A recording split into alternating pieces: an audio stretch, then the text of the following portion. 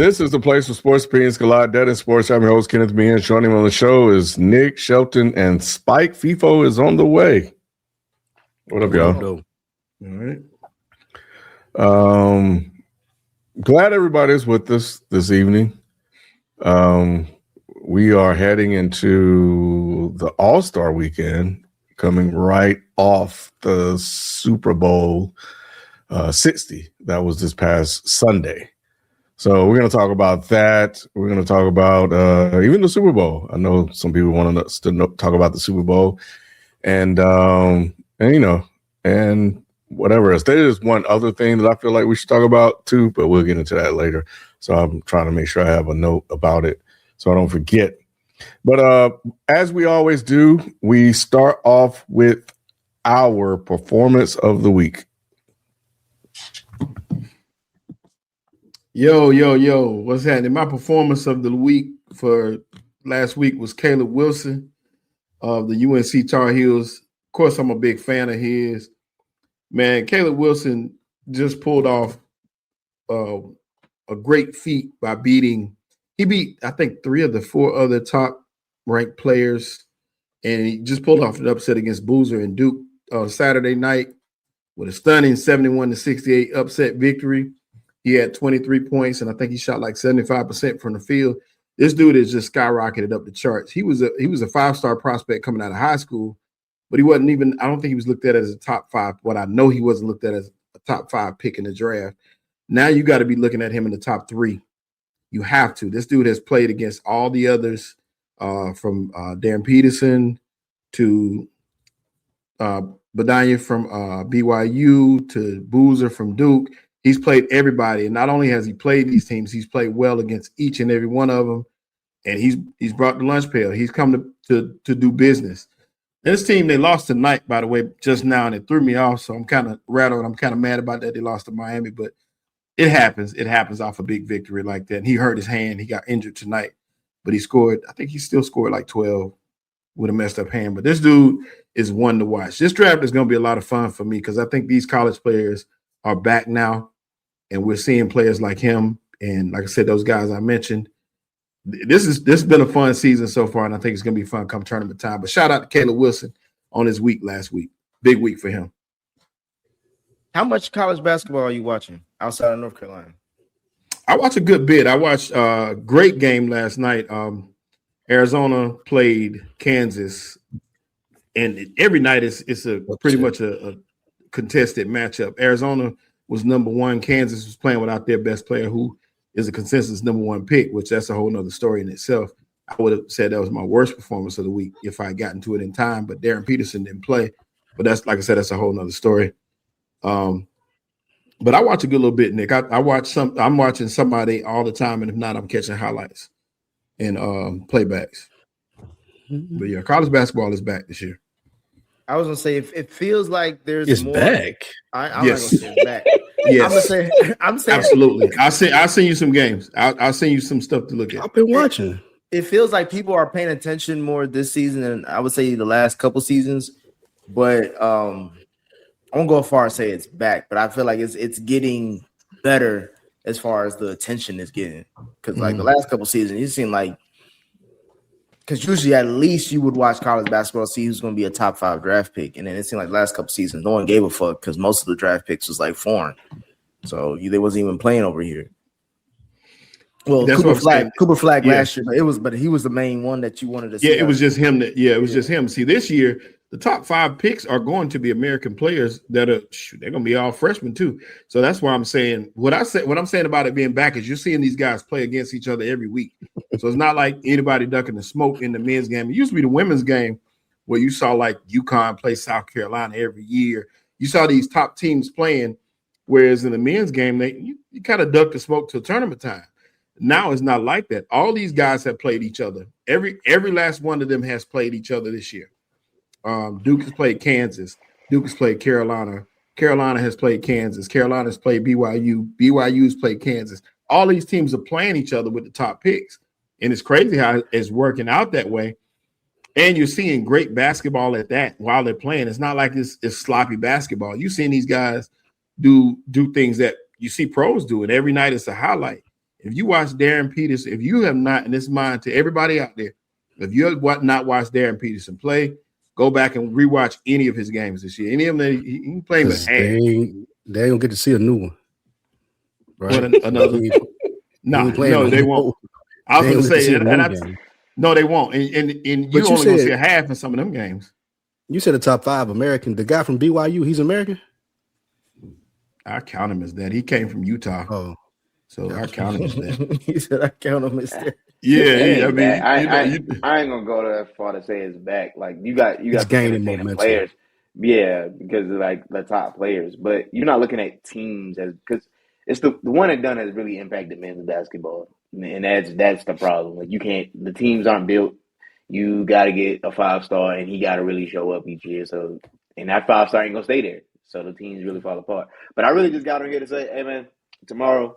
For you, Lou, since you wanted to check it out when I mentioned it in the group, tomorrow Unrivaled 1-on-1, the women's playing each other tomorrow.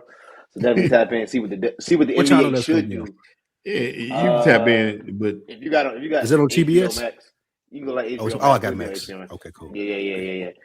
Like what the men should do, that shit. It's nah. At least I mean they should, but line them punk ass niggas scared to do it.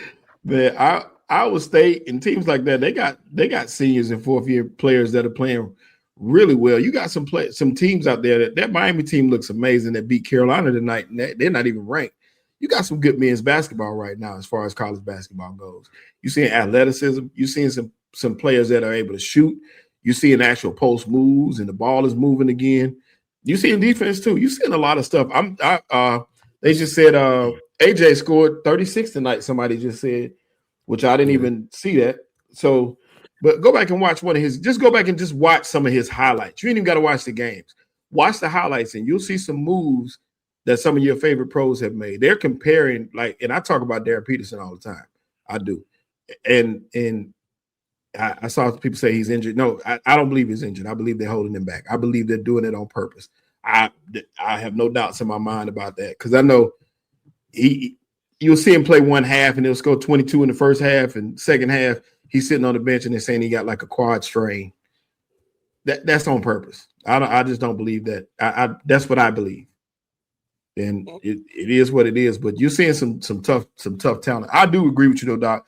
A lot of those dudes are one and done, but I don't know. I'm seeing some continuity too. You saw Seth Trimble hit the game-winning shot for Carolina. He's a fourth-year senior.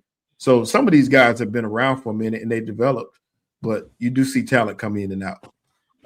Spike, that guy you asked about, what's his name? The one you asked if he was American? AJ. Yeah, I think he wasn't gonna try his last name, man. Oh, AJ. I looked it up, kid. What's his last name?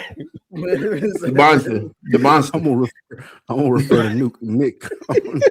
I keep telling y'all racist on this program. Spike is racist. He saw that last name and immediately thought he was from somewhere else, Nick. He didn't even think he was American. He said he not. That's why I call him AJ. Nigga said he from Utah. Okay. Okay. Bro, you ain't gonna guess where he was born, Lou. Massachusetts. I was gonna say I'm asking him a guess, show. Oh, I'm sorry. Nigga was born in Boston, bro. Why did you could be? Yes, and he in Utah. Not for Lou. Oh, Nah, that last name got too many words that are not in the right order. Way too many A's in that last name. Hey, Nick. Lou, when we get off, tell me what Nick's last name is.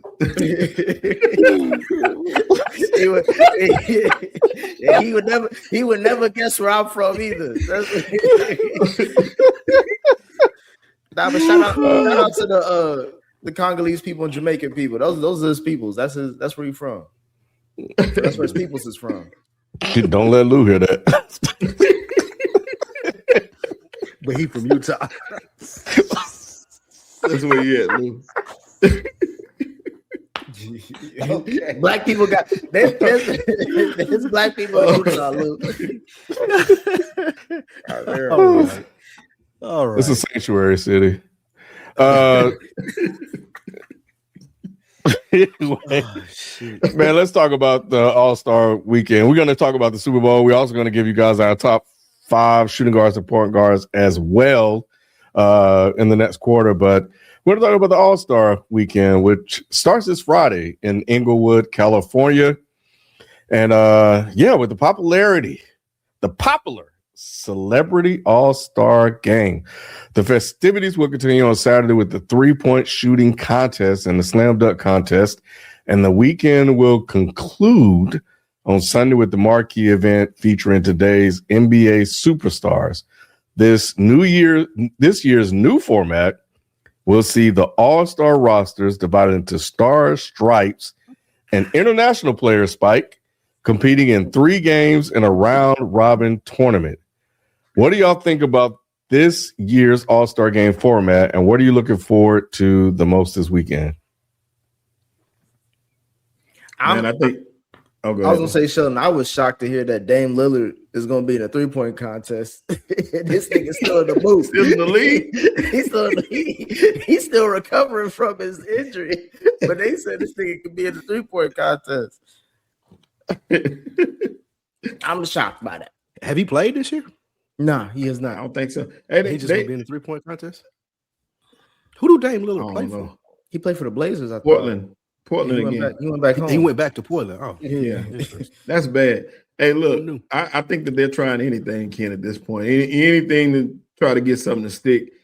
It's just going to be tough, though, because these guys are not going – it's getting close to what the Pro Bowl is and where you're not getting the competitive spirits. These guys are just hanging out, having a good time with each other. And I don't know if we'll ever get basketball back on the all-star level the way it used to be at any point, which is, it is what it is. Time has changed. I'm looking most forward to the 3-point contest because Khan is going to be in it. Khan Knuppel from Charlotte, and I can't wait to see if he wins that thing because he's been shooting lights out. I've been advocating for it. They should switch up the days from the Friday event, which is usually the Rising Star Challenge between the sophomores and rookies. They should make that the Sunday event. Sunday All-Star. Like, get the best rookies of the year, best sophomores, and have them play it out because obviously they still hungry. They want to make a name for themselves. They get the big stage. Let the all-star starters be the coaches of that team. And then on Friday, you just let them play. Like, you let the all-stars just play around and do whatever kind of games that they want to do because they don't really give a fuck anyway, especially in L.A. They in L.A. for the weekend. Free trip to LA in the weekend. They're not about to do shit on Sunday. So I want to, and to me, that would be a better promotion for the NBA to show the new who's upcoming. Like on Sunday night, you get to see the new young guys, get to buy your jerseys early for a few people superstars. don't want to see that though. People don't want to see that. People don't want to see the All-Star game now. I make it super competitive. I take the top 12 rookies and sophomores and put them against the top 12 all-stars. Let me see that matchup. I mean, because the rookies play hard. What they're trying to do, I think, is a start. If you get somebody that want to play hard, I don't think the format got nothing as much to do with it as the culture. Like you said, Nick, they in LA, they buddy. When you look at, like, they play those old all-star games sometime on like NBA TV or ESPN, like, they wanted to prove that they was the best out there. At some point in time in the All-Star game, like, it got real. Like, this is in the 80s, 90s, 2000s even. And Kevin Garnett made a good point as to when, like, LeBron got called out and LeBron really didn't want to do it. Like, from that point on, since he's so influential in his generation, like, nobody really took this serious. Nobody takes All-Star Weekend serious.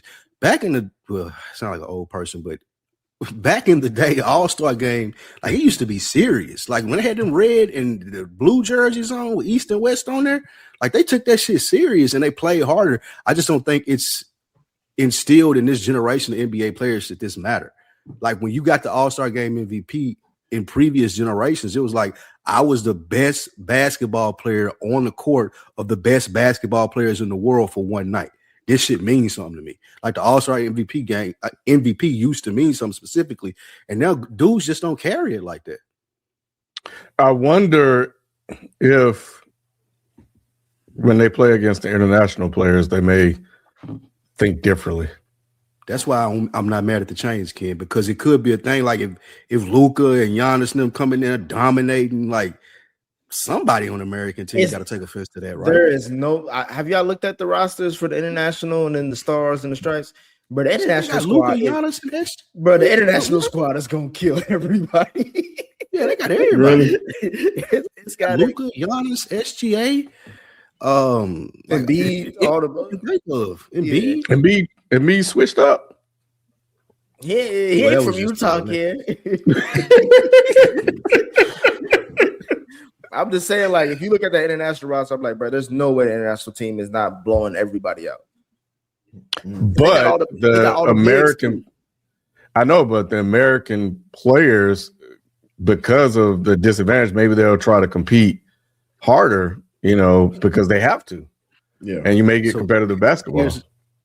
Here's the international lineup: Giannis, Luka, Joker, Sengun, Karl Anthony Towns, Wemby, Pascal Siakam, Jamal Murray, SGA, and Dina Avdija from the Trailblazers.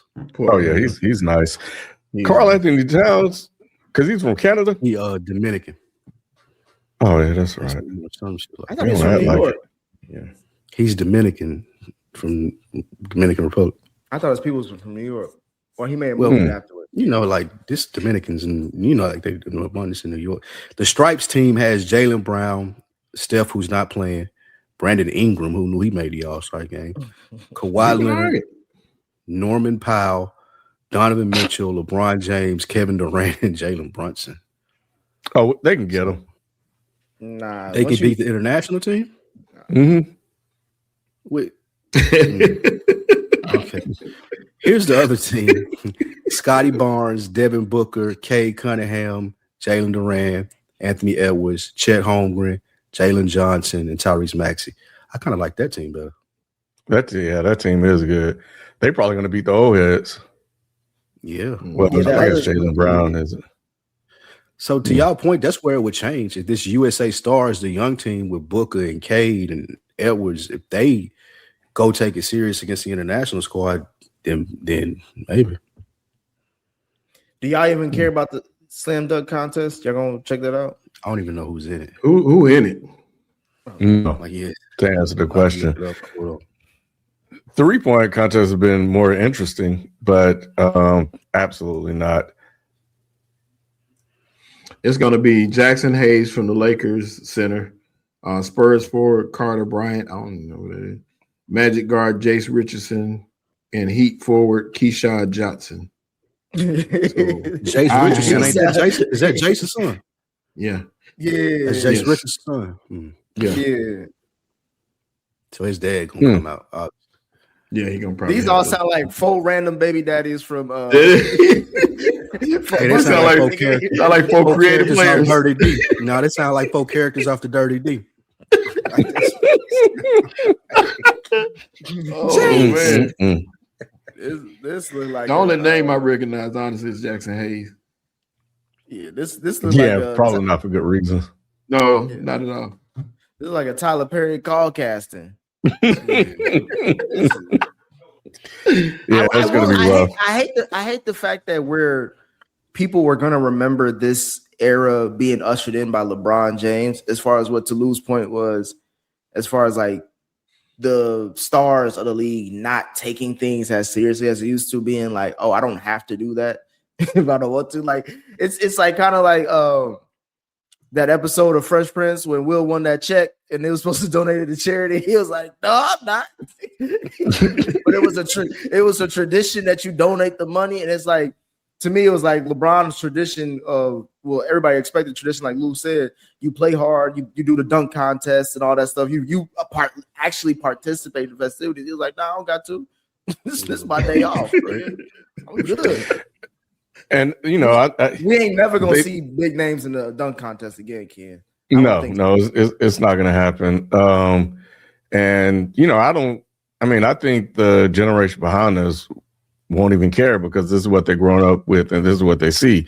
So, and they already talk shit about basketball that I was watching when I grew up anyway. So they already think that shit is trash. So I don't think it's going to be anything negative towards him or an impact on his legacy at all. Honestly, I do have a question though. Is the Pro Bowl football game really flag football, or was that something different? That's what it is now. No, flag that's football. it. Yeah, it really is. Yeah. No one wants to get So- injured because no one gets injured no more. So both sports have basically just Mailed it. Said- It's over with. Yeah. But the NFL had a It's- better reason though. Yeah, they did. Yeah, there's no reason that the NBA's declined other than players don't care. Like the NFL was like, well, people can get hurt. Yeah, you saw Come on, man. Edwards. Nah, that's Edwards. true. Robert The Edwards. injuries are a thing, but that is the sport of football. It is, And but the it's Pro Bowl, do you wanna but risk the that? Pro Bowl, the Pro Bowl, that game used to be something growing up too. it did. Well, they cared. did, Like Cam. we was talking, it's the same thing. They cared back then, back in the day. Like when it was in Hawaii, and like Bruce Smith and Joe Montana, like they gave a fuck, but it just it dwindles down with each generation until it's gotten to this point where people are so brand heavy, and it's like, well, I'm not going out there and risking. I remember, It's Sean Taylor's fault. And when Sean Taylor hit that punt, it was over with. exactly. And It was over with. That was it. Yeah. I also It was a remember a tight end for the Bengals. He was balling the year like that season. Broke his ankle and he in the Pro Bowl and he was never the same. So I think people were just like, bro, I could make a lot more money sitting this game out than risking my career and my future earnings. I think that's, again, I get what you're saying, Ken. Like it is the same kind of situation, but to me, it's just like, bro, the risk is not worth the reward. The risk is Yeah, not- but the point is that we're fundamentally we're having the same discussion about guys that agreed to play a sport. In the past, they cared about it to the point where you guys talked about Sean Taylor and all the other guys. They played hard. We enjoyed watching it. And now it's like the players don't care anymore for whatever reasons. Every sport has its own reason, but it's almost like the NFL has just basically gotten a pass for it. They're playing flag football. Yeah, Like this that's insane. What happened? Part of it, though, I don't know if you remember, but they were kind of like lollygagging through it, and it became. I remember They really, weren't even hitting each other. They were barely like, Yeah, But you know both what of the the NFL sports could were declining in terms of like the players Physicality. actively competing. Yeah. And so far it seems like baseball is maybe the only one that's left. Well, we have to ask Manny. Yeah, But baseball and the NHL. baseball All-Star game still good. Well, It NHL is. even their All-Star game is 4. It ain't even like the original game. It's like 4-on-4 instead of the regular one. But what the NFL could do to try and compromise this weekend, they should play the Olympic flag football team. Since they want to be on the Olympic flag football team, they should bring Pro Bowlers should be like the first 11 on offense, 11 on defense, whatever it is, and they should have to play the Olympic flag football team. I honestly think this is just where we are. It's never going back. And I just think they probably need to just do away with it. I don't know how much money any of these events make. But now one thing I do remember, Nick, is LeBron was like, man, we need days off. He did manage to get everybody a couple of days off. Bro, Ken, I'm trying to tell you, when we look back in history, start from 2003 moving forward, you see the decline. Niggas stop giving a fuck and gradually as time went on, because the main guy was like, it ain't that deep. Yep. The fact that he didn't do a dunk contest, Ken, was it. That was it. I'm the only one that really don't care that he never did a dunk contest. It's the fact It was that, a dunk contest, and Kobe called him out. Like they used to do that. Like Magic called Jordan out. He Like would it was say- a he thing would in the tweet- All-Star game. Kobe called him out. He was like, nah, bro, I'm good. Like, what? Did Magic participate in the dunk contest? No, he did not. Nah, but he played hard at the All-Star game. He wouldn't let They his all team play lose. hard. Yeah, they did. Yeah, it was different. They played for pride back then more so than even money. Now everything's about People money. used to go out there to prove a point in the All-Star game. Like I could remember. Chuck, you just got to tell them, bro. We grew up different. Way different. Way different. Like Barkley used to go out there and try to prove a point. Like I remember that. Like Ewing would go out there and try to prove a point. That's why they talk about like those even that Olympic team stuff, how they were saying like those competitions was fierce. The practices were better than the games. Yeah, they were saying how fierce, and it's the same thing with the All-Star game. You get around your peers, Your job is to prove you the best at all times. I'm the Ain't big no dog. friends. We hanging out. We going on vacation. No, none of that. Ain't no You want a dinners certain- during it. They Like wanted to assert dominance back in the day. Like, ain't no dominance being asserted now. I'm gonna still check out Saturday night though. I mean, I'm gonna watch. Where what you gonna be doing? You just gonna have it on in the background. You gonna turn around and you hear something. Ooh, hey, I think you know what's funny though, Ken? I think I was the only person that enjoyed the NFL flag football game. I liked it. I watched the whole thing. I was like, this is pretty cool.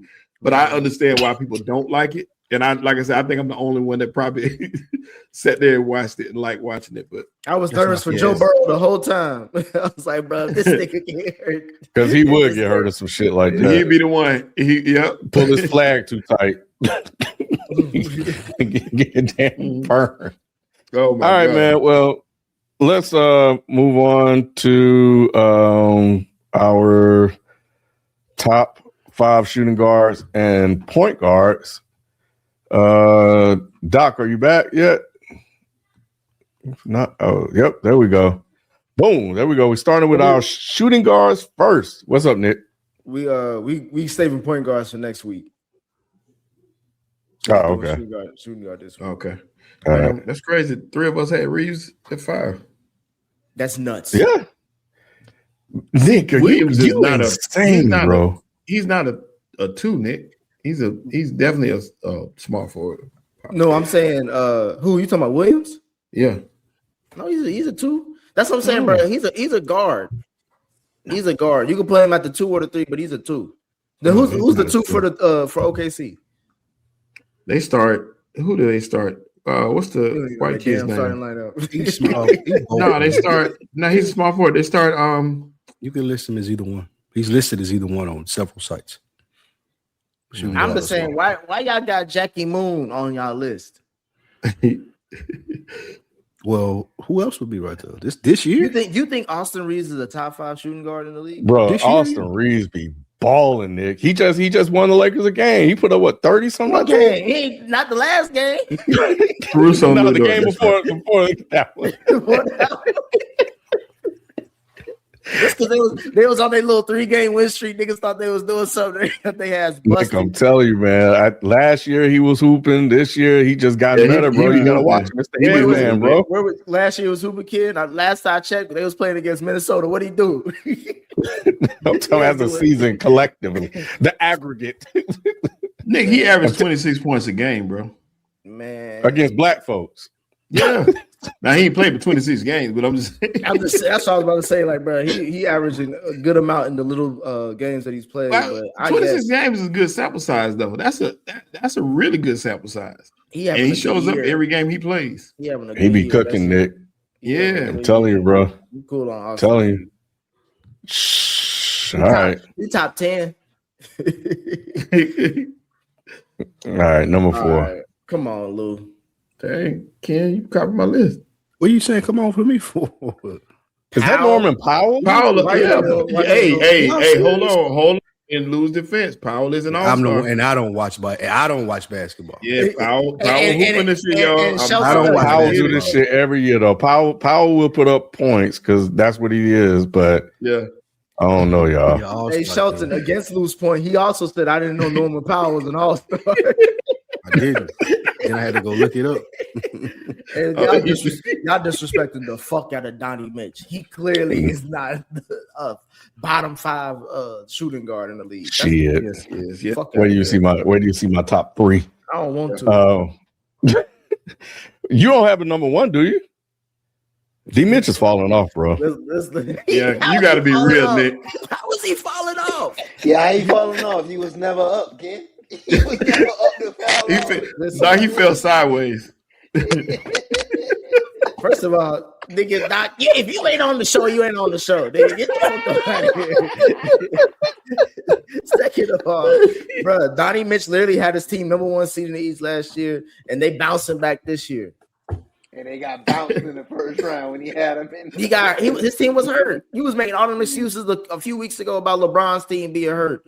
Now you can't do the same with Donnie. Come on, Who bro. made us think about LeBron being hurt? That wasn't me. He my got boy. James Harden now. They about to start cooking. JB. You think James Harden gonna be the difference? in the playoffs, that's gonna be the difference. I heard that before. Moving on. Yeah, Jaylen Brown, man. I think what he's done with that team this year, which has been documented, has been great. So, yeah, I got him at 2. That's another one of those. I You had got him Jaylen at Brown three. at 3. 3 had Jaylen Brown. You got him at 3 because he the 2. At 3 and 2. What you say, Luke? I had Jaylen Brown at the 3 position. The only reason why he didn't make this list, but default was Booker. To me on the team, Tatum is the 3, or is he the 4? Tatum's a 4. I thought but he was a 4. This position is They play basketball is what it they is. play different. So technically, you can kind of slot them where you want to slot them.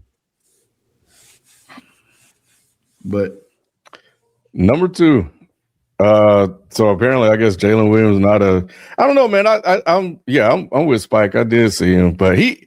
You know what? I think though, and I know this because he's on my fantasy team. I'm ranking him based off of last year and less off this year. So I probably really honestly needed to modify this list because he's been hurt damn near all year. He just came back. That's why he was on my list.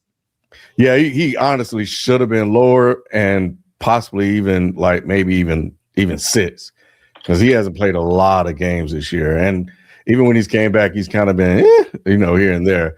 But nevertheless, I think when he's on the court, he gets busy. I agree with what Nick was saying about Mitchell. I think y'all downplaying him. He's been showing his ass this year. The Cavs are 4th in the East. He got Harden with him now. I know that's not a big difference maker, but they play. It's better than having Garland, who's hurt a lot of times. Yeah, that's what I'm saying. So I wouldn't be surprised if Mitchell going a deep playoff run. Any bad Coco. That's a factor. That's number 1. That's the top. That's the only reason, really, Nick, why I got him on it. Yeah, he arguably got the baddest chick in the game in her sport. So yeah, him and D Book to me are interchangeable at 4 and 3. So you can go either one to me. He a head and shoulders above D Book. Thank you. This is his impact on the game. Like D Book is just D Book. Like, they both doing the same thing. D Book is like a J. Cole album. Like they both doing the same thing. For the people that love him, he gonna do what he do. But D Book is Bradley Beal with a Bad Bunny fan base. That's all he is. He ain't. These niggas said head and shoulders. All right. He is, nigga. D Book been in the finals. Yeah, done way more. He got carried to the finals. Where you been at since, Doc? Well, Mitchell needs somebody to carry him. I just wanted to be seen, even though the name wrong. Y'all see who number 2? Who number 2 was for Sheldon? So when y'all see this number 1, I do. All right, come on. Yeah. Now let me tell you why mine is you that don't way. have to. Hey, hold on, man. So anytime Shelton start off like that, you know it's about to come. About to get some bullshit. You know it's about to come with something. Nah, the reason why I got Jaylen Brown ahead of Ant-Man. Ant-Man's had a great season, but Jaylen Brown, his team is in 3rd right now. Well, second, technically they're going to be in 2nd because the Knicks about to lose, but they're tied for 2nd place without their so-called top guy. That's huge to me. And you look where Ant-Man and those guys are being in 6th. I just think that's a bigger impact for me. That's why that's the only reason I put him above Ant. Is the West tougher? Is tougher this year? Is the West tougher this year? Yes. Would y'all say? Yeah.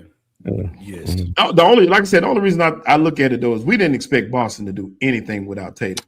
I agree. I did. I disagree with only that. reason you thought they would be good, Nick. But to elevate him to number 1 though, Shelton, is a lot. The only reason I did Ken was I was like, look, man, this man is averaging 30 points a game and got this team in 2nd place in the East. I never expected that. Boston has a good roster. They weren't gonna be trash.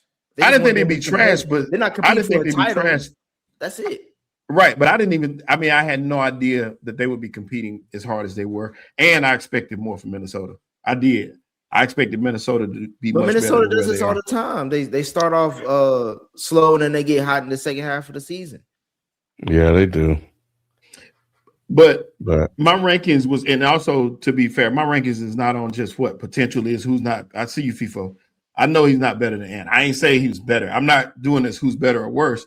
I'm doing this who's playing better and who has got their team where they needed to be. So that's what I looked at as impact on his roster. You Who take you see FIFO? in the chat. Yeah, that's the only place you're gonna see him. Exactly. He can't get out of what he was trying. He can't find that passport. That's what FIFO working from home. he been FIFO looking working for from that home. passport. He working from home today. They got his ass, Ken. He been looking at that passport all day. Oh man, people that went and got in one of them damn Bad Bunny trees from the Super Bowl. I was about to say, He'll be moving around like a cartoon. Every time somebody move and turn their back, he goes, bruh. Hey Ken, I was about to say he went to the wrong Super Bowl party. It was a trap. It was a setup. Oh man. Oh, That nigga on the run in Fort Worth.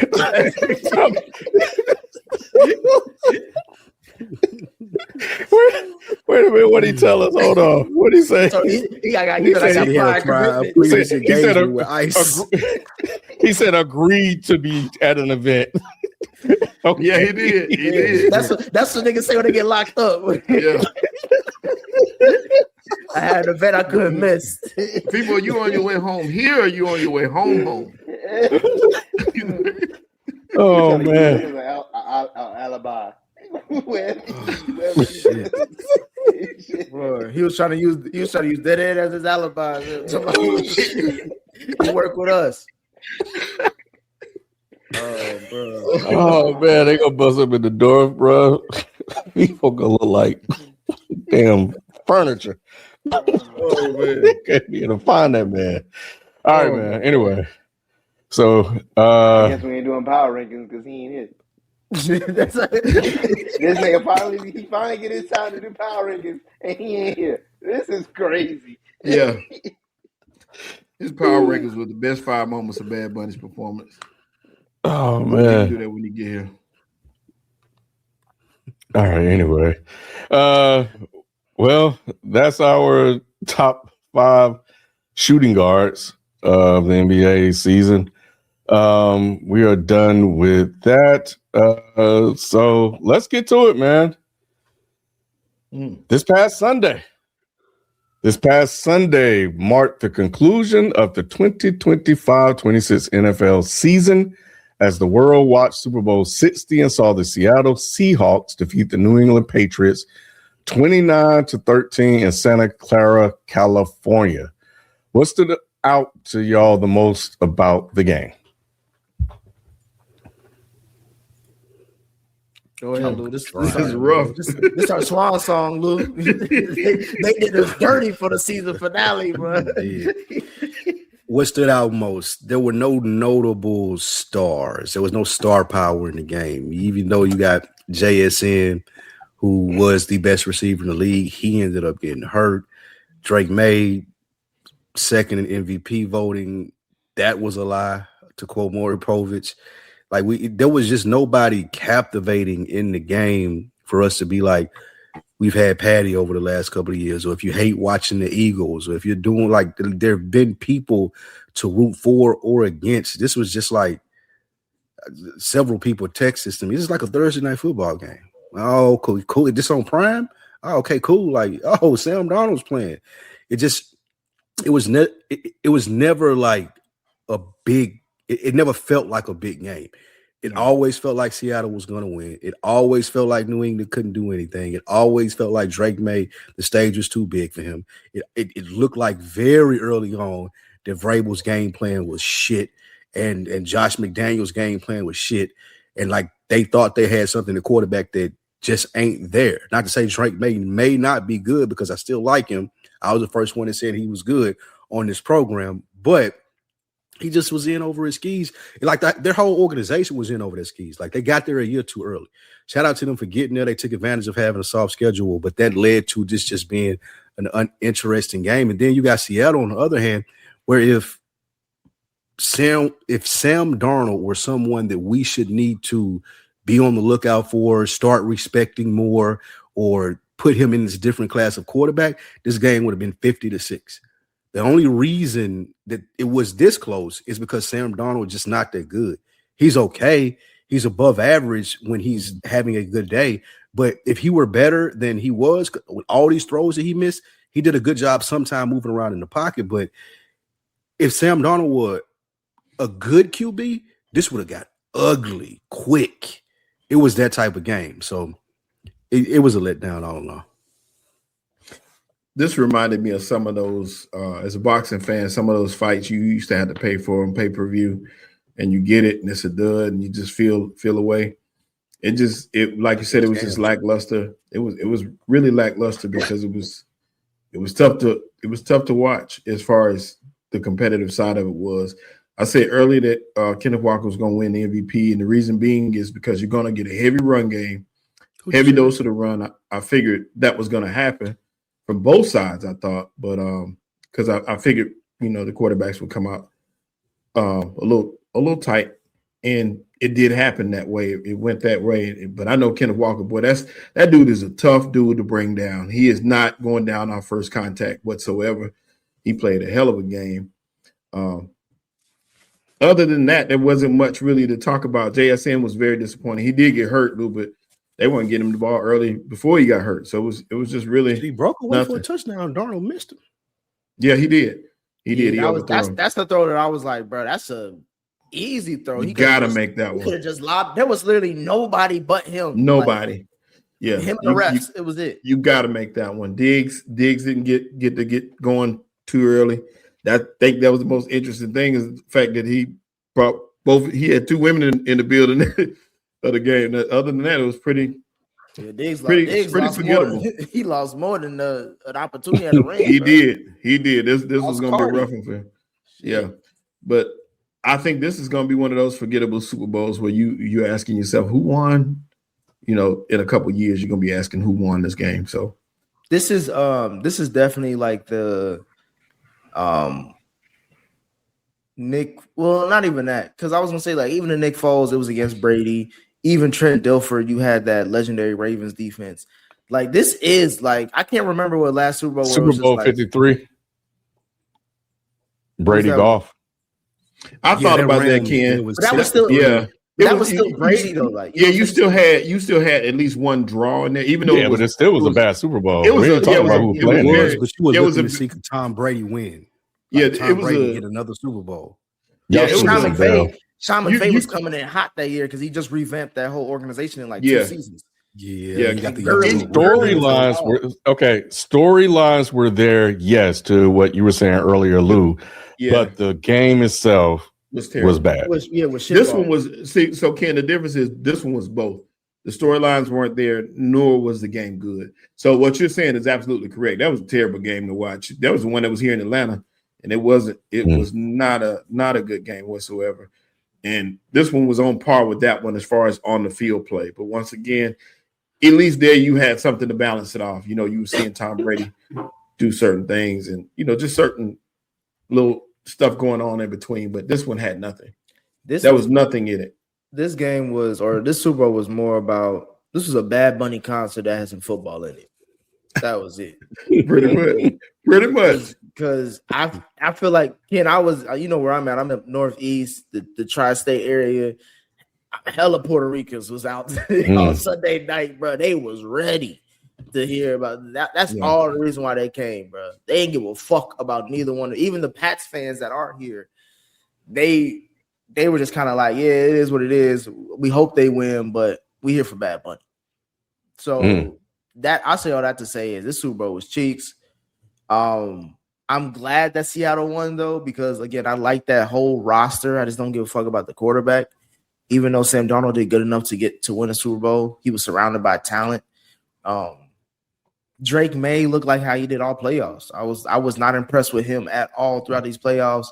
People will call others before that a hater, but it's just we see what we see. We have two eyes. Luckily, his team faced the teams that he faced. Give them credit for getting there, like you said, Lou. They took advantage of an easy schedule, both in the regular season and in the playoffs, and that's what you're supposed to do. Now, if they would have won a Super Bowl, you have to respect it because they won. They did their job, but since they lost, and you can look at this season, like you said, Lou, I think this is 2 seasons too early because they had no like. Seattle should not have been able to. We just saw Seattle 2 weeks ago get dusted by the Rams, and that was mostly because they had 2 receivers that Seattle had to respect. There's no receivers on this team, even with Diggs and them, that you had to respect. You got Booty playing Booty. Yeah. What Rondé Stevenson was the only one to get a touchdown. Then they threw it up to Mac Hollins, who is just a goofball in itself. Like I think that the New England still has to make some roster moves. If I'm New England, I'd definitely trade up in the draft this year, get one of them receivers. Like go get Tate from Ohio State or somebody like, or Ryan Wilson. Or they're coming after AJ Brown. Nick. Oh, okay. Well, yeah. Well, AJ said he will. He tried to. He ain't going nowhere, but that's what they're coming to try to get. Yeah. They got a lot of cap room too. They got the most cap room. I think they got a lot of. Yeah, they do. So no. Tennessee has the most cap room. Like they got to fix their offensive. They got to fix their offensive line. Will Campbell might need to move to guard because it don't look like he can play the tackle. Yeah, he's definitely not playing tackle no more. Yeah, it don't look like he can play tackle. They're gonna be like, nigga, you lost us the Super Bowl. If you didn't play better, we could. But he been playing like that all playoffs. They just been lucky enough to get. But they got this far. That's why I'm like they let it slide. But so my bad. Go ahead. And I was gonna say, like, I just wanted to give a shout out to Kenneth Walker. I hate the fact that he had to share his limelight with Sam Darnold because Sam Darnold didn't do shit for most of that game, and Walker was the one holding him down. But I think this is just more of like shout out to Seattle's defense. And New England's defense played well though too. So they kept this game like when it was 0-6, 9-0. They still had a chance. They did enough. They did way more. They did way more than I thought they was gonna do. Yeah. If they had been playing another quarterback, that other quarterback would have did work on them though, because they were just out there too much. Gonzalez earned himself some money. He's gonna get a 4-year, $160 million deal. I believe. Yeah, you got to put his name. You got to put his name. In Gonzalez shut down JSN, boy. He's another reason. Yeah, he's another reason that they didn't get blew out. Yes, like, even more so. Like he made some individual plays, like damn, buddy, like some Revis Island type shit. He did. He had a whole good playoff run against some good. Y'all say he balled all year. You saying he top 2 in the league now, going into next year? You got his name in the hat. His name is he's as good as any other cornerback. Yeah, he's in the group of the elite ones. He's gonna get elite money, Nick, for sure. You gotta pay him. That's good. I'm happy for him because the year before he was hurt, and I think people forgot how good he was until like this year when he came back. Now, granted, they really didn't play nobody, and so we gonna see next year. That schedule's gonna be different. So, but he's earned his money up till now. Mm-hmm. Yeah. I saw a tweet. I think it was a tweet that said Seattle went the whole playoffs. The Seahawks went the whole playoffs without a turnover. Yes, which was crazy. So salute for them. And they were in, especially that Rams game, a turnover would have probably ended it for them. Yeah. You know, so that's a hell of an accomplishment. So I give it out to Mike McDonald for that whole team for that, because that's extremely hard to do. On the flip side, though, Drake May, goodness gracious, had enough for them. And he didn't have, because I looked it up. I was like, and I know he played a lot of bad teams, but I looked it up just to see what he did in the regular season, and I think he had either 11 interceptions or 11 total. I didn't see how many fumbles he had, and he more than doubled that. Well, not double, but he was way over that in the playoffs. Just completely awful.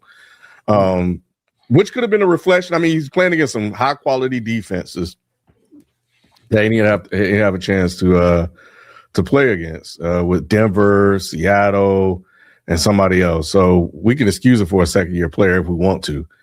But this could be who he is.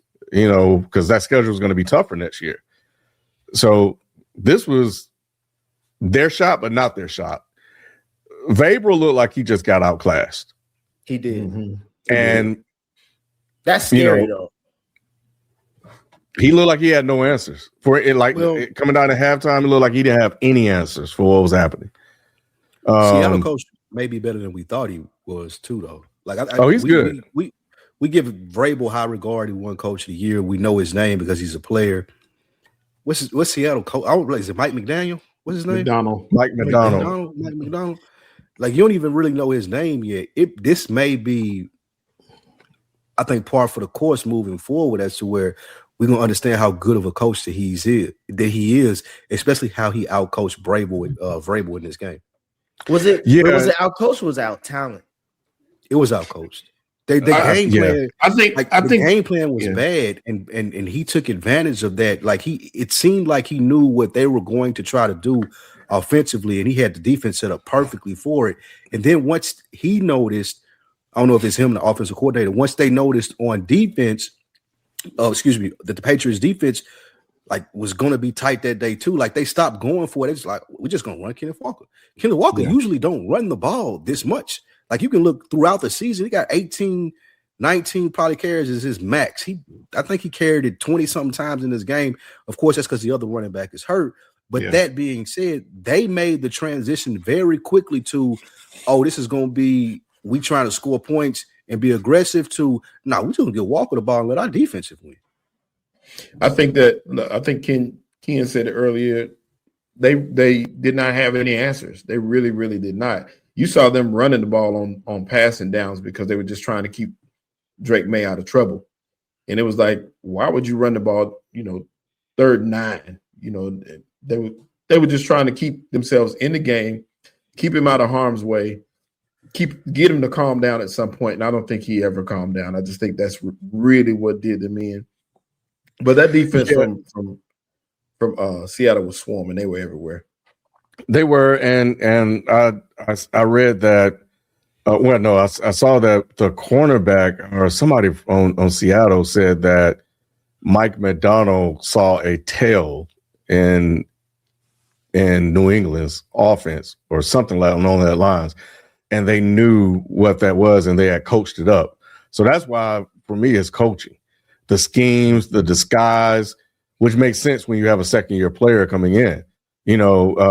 That hasn't seen a lot yet. Sam Darnold's seen a lot, regardless of how good he is. He's seen a lot of different things. So, and he's definitely thrown enough interceptions and, to know when not to throw one and to just throw the ball away. So he has that sort of game management experience. Drake May, he doesn't have any of that. He didn't know what the hell was going on out there. Even when somebody was open, he made sure they were not open with his throws. But shout out to Kenneth Walker, man. His running style is really unique. He just stands up and just stand there, But and one other thing I thought was interesting when you think about it. And I saw other people pointing this out on Twitter, and it shows just quarterback play, the difference in it. Matt Stafford lit this damn defense up last game. Bro, that's what I'm saying, bro. So as great as that defense was, like Stafford was cooking them, but they had the talent to do it. And this is where I was going to get to some weeks ago when I told y'all, let me sit on this theory. But Ken, I've been a part of Dead End Sports for a minute. And remember, early stages, my early Jared Goff take was about him being top 10, but it was more so about capitalizing on the rookie contract, right? I think the NFL, based off this Super Bowl alone, we are going to start seeing them be like, yeah, we ain't going to have to pay y'all niggas like that. Like, everybody ain't getting paid. Patty, Joe Burrow, even Drake May, Caleb Williams. Yeah, we'll give you your bread. You good enough, but everybody ain't getting paid. There's no more Tua contracts that's coming out no more. I think I saw reports of Sam Darnold's money, but obviously he just won a Super Bowl. That's the same thing that happened with Joe Flacco. He got paid too, so I'm not nervous about that. But all these high-end mid quarterbacks, they're not getting top 5 quarterback money. They're not resetting the market anymore. I think that's where it's going to be because it's like we can just build a roster and win a Super Bowl. I think that's where we're going to get back to with the GMs and the head coaches being more of the show, just like what we talked about, Lou. Mike. This was a coaching Mike McDonald, Mike Vrabel. They were the bigger names than the actual quarterbacks themselves. So I think that's where the NFL is getting to. There's going to be a market correction on how much quarterbacks are getting paid. Not the obvious ones that light it up, but just everybody's not going. Just because your number is up doesn't mean you're gonna get paid. I don't know about that, Nick. Okay, why not? Why not? I just because the cap is going up 1, 2. These players are commanding more. You still got to have a face of that franchise, and most people want the quarterback to be the leader. I don't think they're gonna. I get what you're saying, and I get that they probably should do it that way. I just don't think they're gonna do it. You wouldn't say Sam Darnold's Seattle's leader. You don't think that's for mid quarterbacks? He's not talking about elite quarterbacks. He's talking about like middle of the road, the Sam Darnolds of the world. I think they're still going to feel like they got to pay him. I don't think that the league is brave enough to say we're just going to move on from you and go on to the next. They're looking at like even like the mid, like we talk about Sam Darnold being mid. You looked at, I saw him talking about Geno, how Geno wasn't the answer. They brought Sam Darnold in. They went to the Super Bowl on the same squad basically that Geno had. But if you look at Sam Darnold's stats this season, especially them last few games, he wasn't playing great. I agree. He just like that. And also the thing about Seattle, which is different, is that most of those, how the team was built was based off the post Russell Wilson trade, and also them good, like they drafted great players. The rookie, Nick, I can't pronounce his last name, but that's safety. 3. Yeah, the rookie, man, Evan Warrior from South Carolina. Yeah, Witherspoon, Tariq Woolen, like all these are like great draft picks, and then they picked up some good play. Like it was the linebacker number 13 for Seattle, Jones the fourth or whatever. He played with the Rams. Like they had a great GM. Like I can draft these kids, they gonna coach them up, and we can get these free agents who know the system. That's what I'm saying. Like they're like, I think again, this is why I'm also putting a lot of pressure on GMs moving forward. That's why you look at the Eagles GM in high regard. You're looking at Seattle's GM in high regard. Like you're seeing, like if you put a good roster together, you can get almost any quarterback. I would even give praise to the GM for the Bucks down in Tampa Bay. Like they've been able to put good rosters around. It's like, bro, we just need a average to above average QB, bro, and we can make deep playoff runs. Yeah, you finna get that with the first pick this year.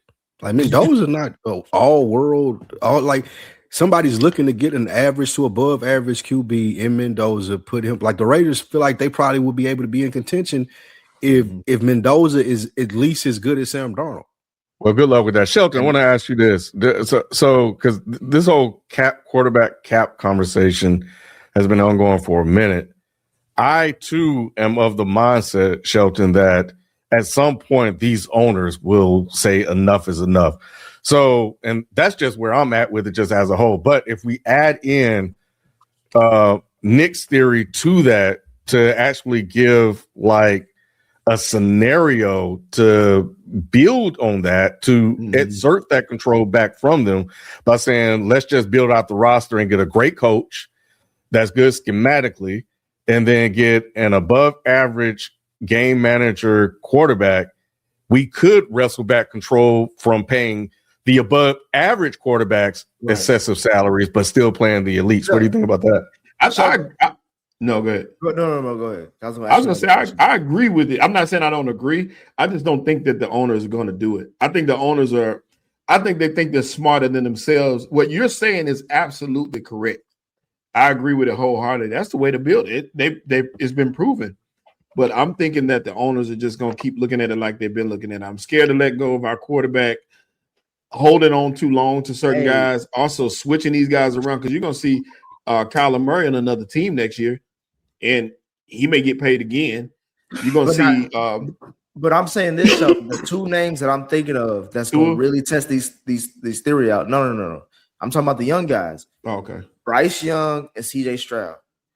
Look at how they're going to get paid. I don't think either one of them should reset the market, but like you said, Sheldon, if the owners are continuing on that tradition of paying quarterbacks, both of them are going to get paid market value. I look at especially CJ Stroud. I'm looking at CJ Stroud's contract heavily and being like, bro, if he doesn't reset the market, then they send a message to everybody like, if you're not that good, not that good. They're gonna give Stroud. But resetting the market though, Nick, is about being the guy.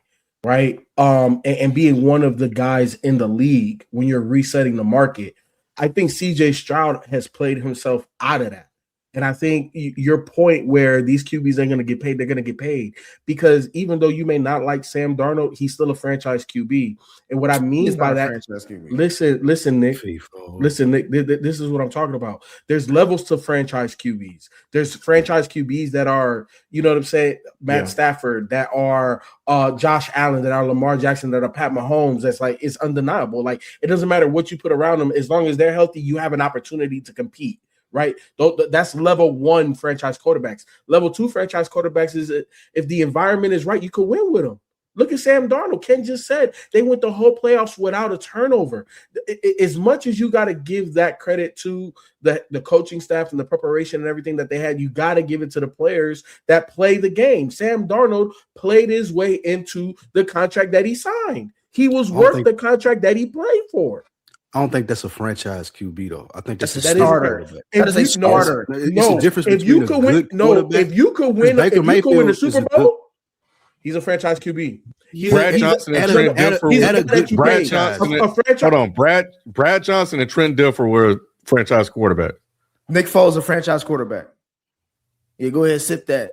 Yeah, so that's a perfect time. It's like he's at the right franchise, FIFO. Like that's the thing. Like it took 4 stops for him to get to the right franchise for them to understand. Oh, if this guy needs this to win, we can do that because we're the Seahawks and we have a pretty.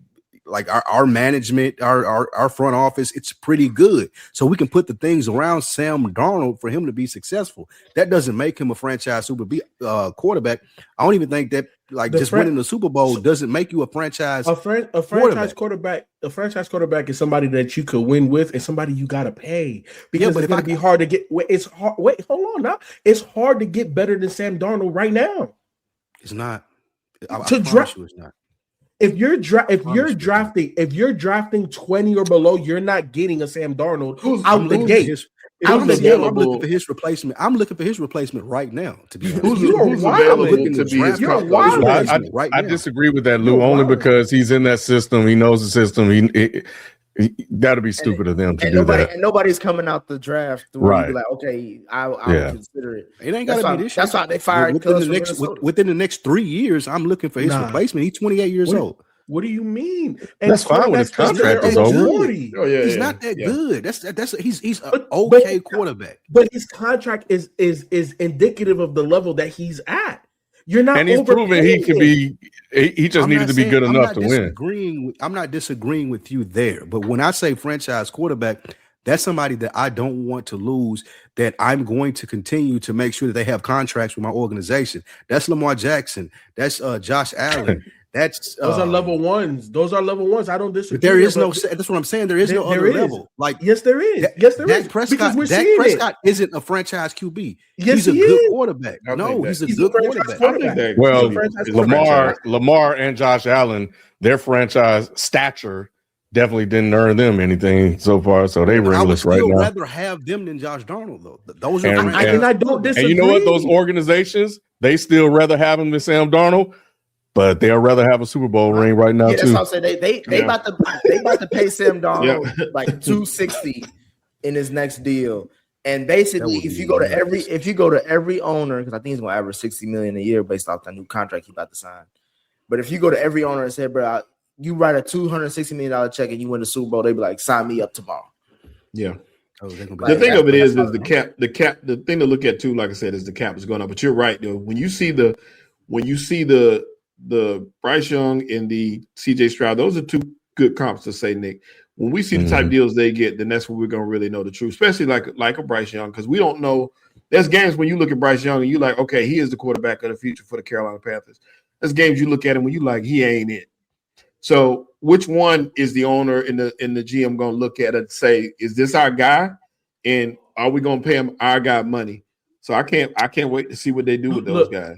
I think in both of those scenarios, those QBs are going to be the QBs for those franchises, but I don't think neither one of them is going to reset the market. unless CJ has a bounce back year next year, which they make it to the AFC Championship game or the Super Bowl, and he has a good season through and through, regular season and the playoffs. If he puts a season together, then he may be one of those quarterbacks that resets the franchise because he has all of the intangibles and he has the physicals, right? And we've seen him play at a very high level his rookie year. He has yet to play at that level again. I think he could play his way to that. Bryce is different. Bryce, you're not the prototype quarterback. You know what I'm saying? Have you played better? Yes, but you're not a reset the market quarterback. You are at our cost. And that's what I'm saying. Do you think Bryce is going to get a $200 million contract? This for his what does Sam Darnold just get? He about to get like 260 or something. What do you mean he about to get 260? What did he get paid? He got paid to go to Seattle. His current deal was like $100 million, but it's like a 1-year deal. FIFO, essentially. I'm with you closer to you than I am with them. Because honestly, like using Bryce Young and CJ aren't the bar, bro. Like that's not the bar because they aren't like Caleb is the bar, bro. Caleb Williams will be the bar. Like those, they will show you if the owners are like, nah, we don't need to pay y'all to do this.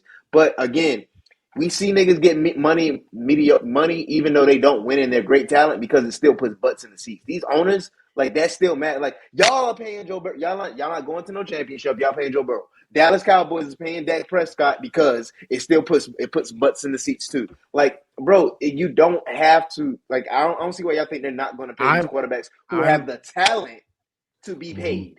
I just told you why. I just told you why because people looked at Miami, like for your example, Doc, what your example is, look at what Miami is currently dealing with Tua. They paying them all that money, and they not even going to the playoffs, let alone even competing in the conference, let alone competing for a Super Bowl. But they wouldn't have a problem with it if they were mediocre. But I'm saying, everybody knew that Tua wasn't that dude. They only paid him because that's what you pay. You go by what you pay quarterbacks. No, I think it was because they were relevant at the time. He wasn't. They were relevant. Yes, he was. The Dolphins were relevant at the time. They were. Yes, they were. Because the Dolphins weren't relevant, and now that they are becoming irrelevant again, they realize we need to get rid of Tua. Like he was relevant enough to get that money. Jalen, they already had statistics on him before he got paid. That he can't. No, listen. You're not listening to me. I'm trying to tell you. This is why they're changing the market. The stats on him, he can't even win you a game if it's less than 40 degrees. He hasn't been winning any of the first round playoff games, even though that's every Miami quarterback since Dan Marino. But the justification to pay him is what Doc was talking about as far as the justification he brought Miami was because he performed. They were relevant, and he had Tariq Hill in the top 5 wide receiver. We talked about him as top 3. The Houston Texans, and that's the reason why I'm bringing up the Houston Texans. Are they not relevant, FIFO, when it comes to the conversation of playoff football? They're going to pay them. Let me ask you this, and I'm trying to, and I'm asking, and that's because you want to be apples to apples. So did Tua reset the market? Yes or no? He was in line with the market was already. No. Did he reset the market? Because essentially the conversation that we're having here, no, he didn't. He didn't reset the fucking market. Thank you. The conversation. Thank you. The conversation we're having here is: are you a reset the market level 1 quarterback, franchise quarterback? Are you a level 2? We pay you because you are valuable to our franchise currently. Exactly. Those are the 2 levels of franchise quarterback. Tua did not reset no market. Tua was paid what he was worth, and they were winning. But Brock didn't reset the market. He was paid what he was worth. He didn't reset nothing. Right. He had 50 mil. Yeah, so I could see him. At the time, I get better. At the time, he was the 3rd highest paid quarterback on annual value. That's not resetting the market, Nick. Okay, so it's not resetting the number. He was still top 3. That's why I'm asking the question. I'm asking the question. I'm not. I'm asking. Do you think CJ Stroud will get a top 3 quarterback? He may get. He won't reset the market. He's not going to reset the market. I think. Well, wait. So y'all don't think that when CJ Stroud is up, he won't be the highest paid quarterback in the league? No. He got to pay. He got to play his way back to that. Sam Darnold and Baker Mayfield are around $33 million a year. And looking at that could be where you see Bryce and CJ fall. A little bit in that more. range. Maybe a little bit more than that. Maybe 40. Maybe 40. Yep. CJ Stroud's not taking that. He thinks he's gonna He's not gonna have a If- choice. if- He's if- CJ gonna Stroud have does to, not though. think The he's numbers top don't say that. anything but their anymore. Honestly- teams that are going to pay him more. If the Texans try to stick him in that hole right there, there are teams that will pay him more because Not if he they keep think playing he's the way gonna he Not based off this resume. I mean, Lou. of course, Look, if he goes out and have a shit season, I'm talking about based off right now. Right now, Based the off right Texans now. We are trying to basing it offer right him- now. Yeah, he's Yeah, he's right only now. had mediocre. All right, cool. So stop he's right there. only If had the one Texans try to strong offer season. that, if the Texans try to offer that right now, regardless of how he's been playing, he's not taking that. Y'all would agree with that, right? Nah, I would he's say taking there that. could be some I would say- negotiation. I would say if I'm CJ, He's not. I'm- He's if not I'm CJ taking $33 million a year. Like I CJ would say- Stroud's Wow. not doing that. He think Nah, he's a top 5 He quarterback. would If take I'm about CJ, 40. There's no way he thinks he's a top that. 5 quarterback. He can't think Lou's that right, now. though. He's We literally just heard him say this. That was When? 2 years ago, Lou. That's what he's after- supposed to say. So I don't After think his his thought rookie process. I don't think that he's had this moment of reflection to where he's now Oh, like, oh yes, man, he you know has. what? I think I No. he don't. Yes, If he not, has. if He's not, an the activist. work. They're The arrogant. players haven't voted him top 5.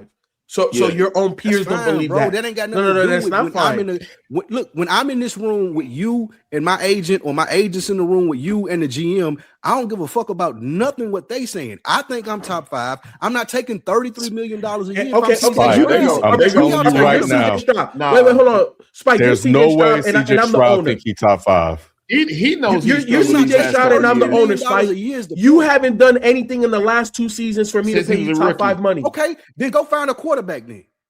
They Okay. will.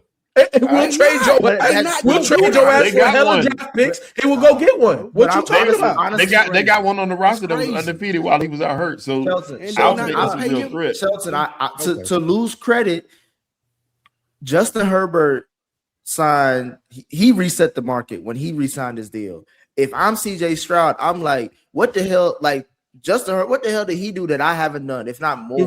Threw for more yards and touchdowns than you did. But if you don't play, but you don't play he for ain't got the stats. playoff. He ain't got the playoff wins I do. Now what? He ain't got the playoff wins I got. We ain't gonna do that. We ain't gonna do that because I get your point with how we look at Justin Herbert and what we believe in Justin Herbert. But constantly, people outside of this, at the end of this year, Justin Herbert was constantly recognized as a top 5 quarterback.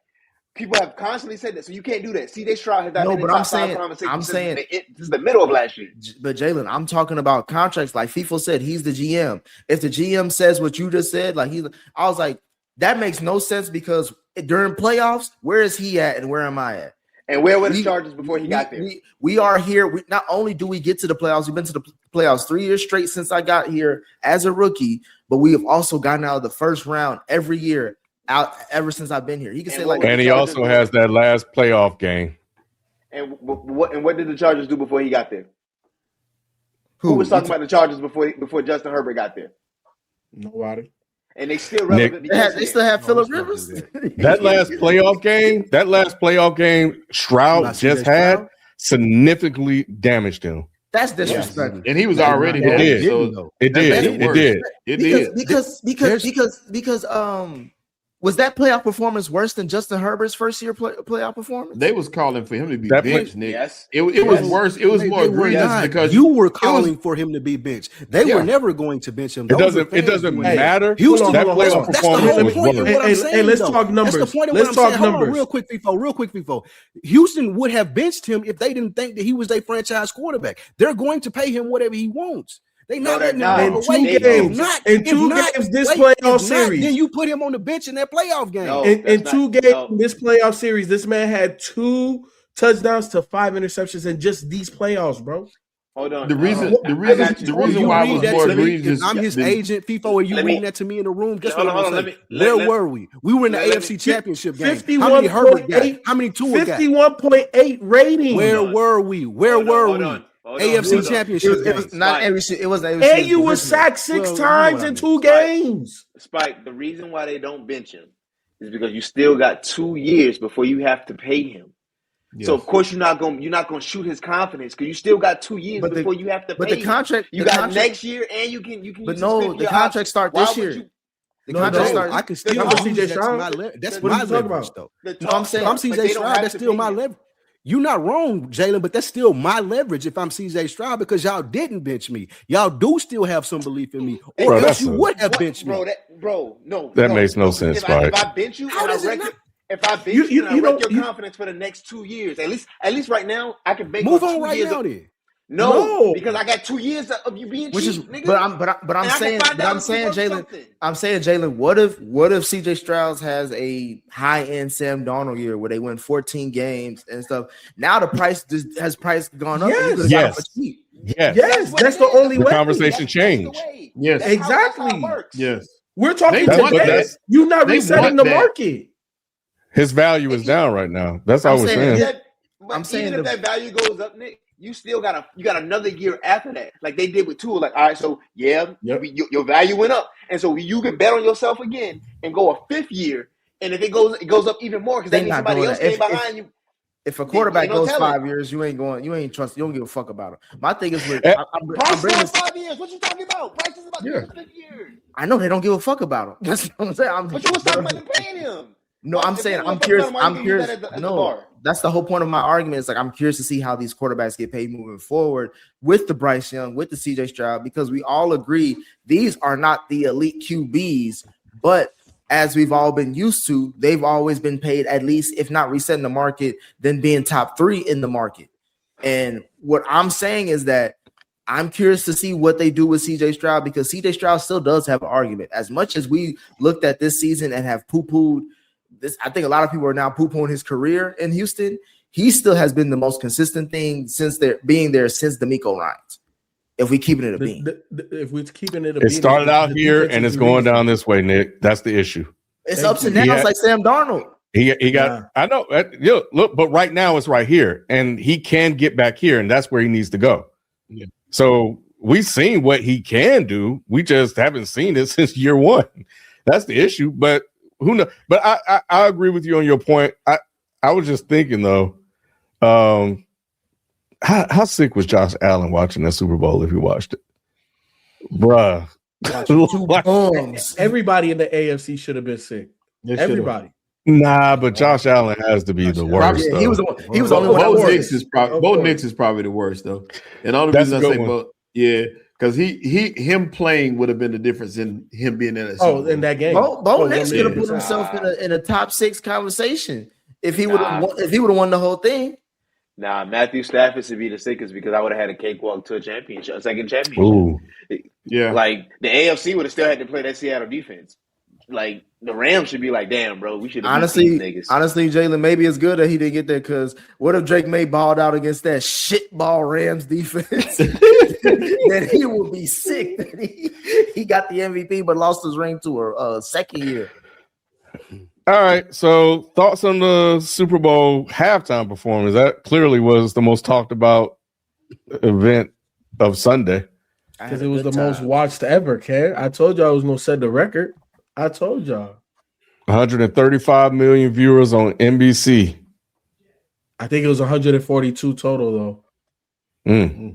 It really reset the record. So number 3 is Michael Jackson at 133.4, K-Dot at number 2 at 133.5, and then Bad Bunny at 142. K-Dot, Kendrick Lamar, K-Dot. But yeah, so look, being the only Latino person on anything that in hip hop, I'm gonna say this first and foremost, man. This was for the culture. You know, last year was for the culture. This year was for the culture. And I think that he did an amazing job. You know, I've seen a lot of back and forth, a lot of feelings on it. And I'm going to do a Super Bowl breakdown for Dead and Hip Hop. So y'all, it'll be more in depth. But the message that Bad Bunny was sending wasn't in the music, bro. Bad Bunny, the way the music feels is what he's saying in it. He started this whole thing with saying, my auntie asked me why I got too many girls and I'm taking them all to VIP.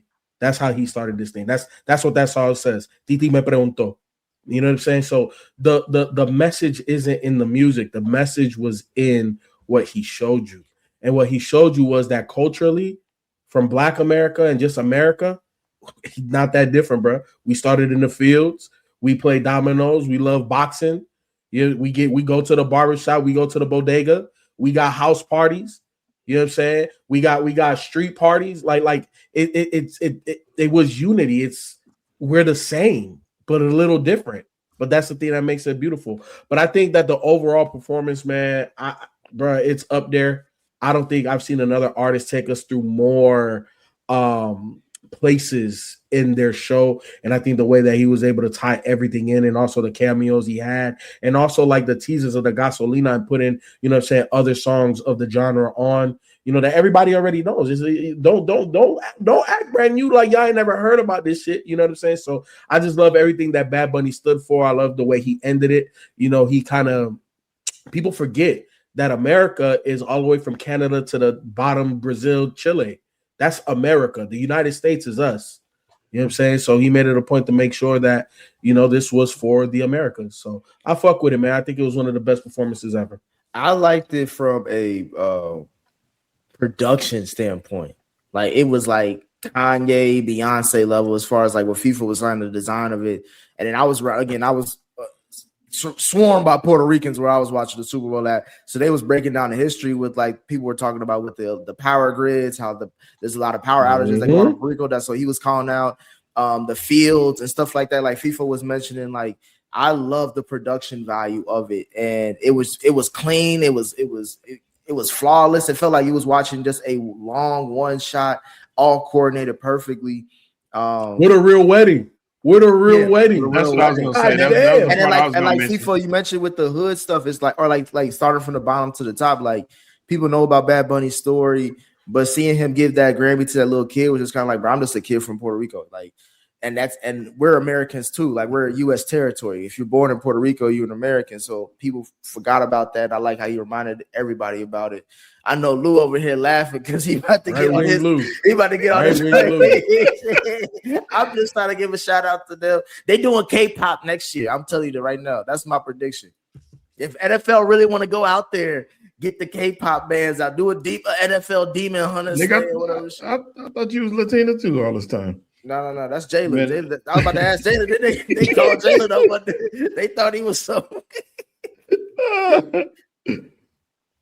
Man, but yeah, that wedding was cool though. To get married on there was dope. Yeah, nobody wedding can compare. Lady Gaga, Bad Bunny, and Ricky Martin performed at your wedding. God damn! They said that couple asked him to come to the wedding, and he said, "How about y'all just come to the Super Bowl?" Yep, that's dope. That's dope. I took this just as far as we know who over the Super Bowl and that everything that's going on right now. I took this as a big FU from Jay-Z to the administration, the production of it, how it was put out, Trey. That's what I took it as, Jalen. I ain't hear you say none of that shit when everybody else was taking you day views.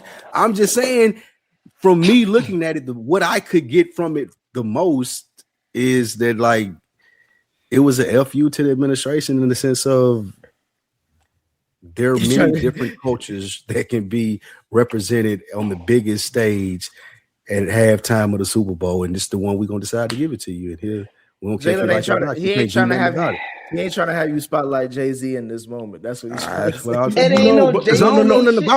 look, though, I'm only saying that.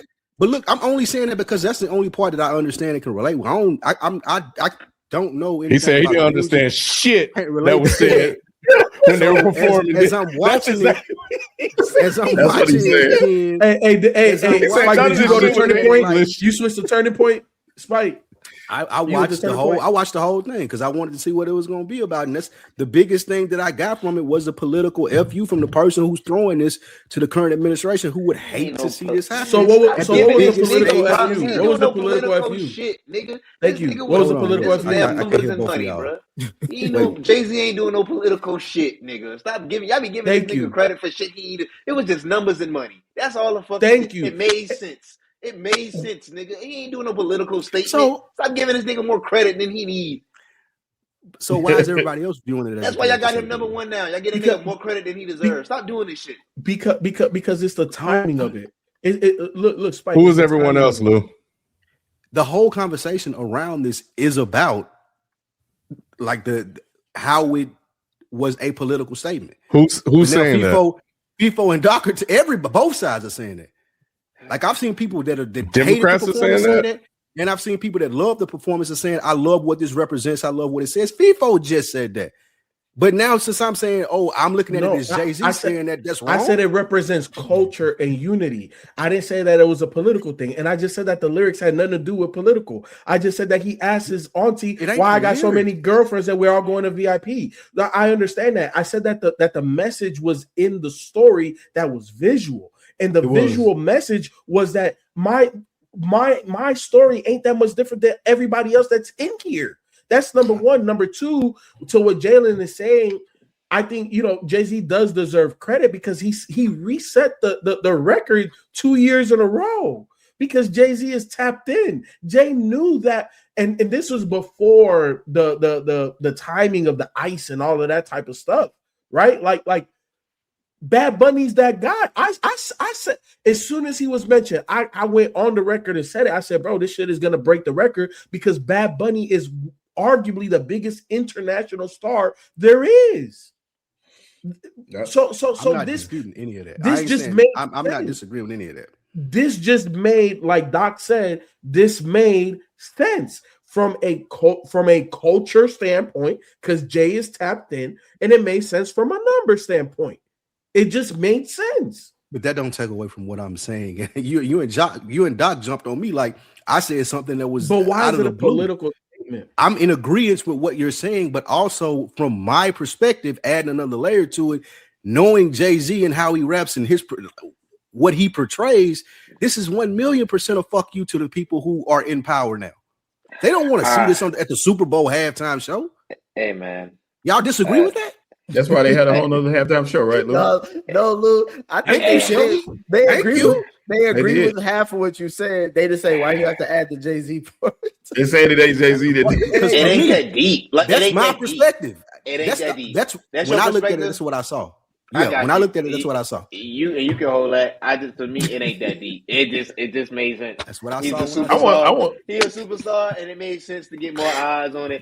And it was like, all right, cool. Like, who else? It's not that many people to look around and be like, they big enough to do the Super Bowl. If you was running Super Bowl, would you have gotten Bad Bunny and let him do his thing? Hell no. No. That's the wrong question, Nick. That's the wrong question, Nick. The question is, who would have been bigger than Bad Bunny to do the Super Bowl?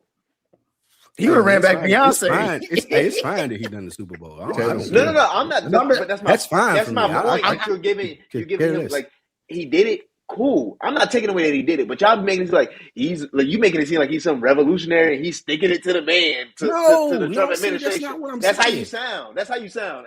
That's not what I'm trying to say. All I'm trying to say is I got if Jay-Z, speaking from his perspective, I have plenty of money and I can do shit to say fuck you. I have plenty of power and I can do shit to say fuck you to this administration. No, it's not going to change laws or generations or perspectives or anything like that. It's just me saying fuck you to the administration that's in power. It ain't anything deeper than that. Ain't no fuck you, bro. Because there's a lot of other shit Jay-Z can do for us that'd be a fuck you that he don't. See, now that's so. That's another conversation. My point, and I didn't even mean to go here, but you brought it up and it just brought it out. My thing is, I appreciate everything you said, FIFA Luther King, as far as bringing us together and coaching and all that. That's all sweet.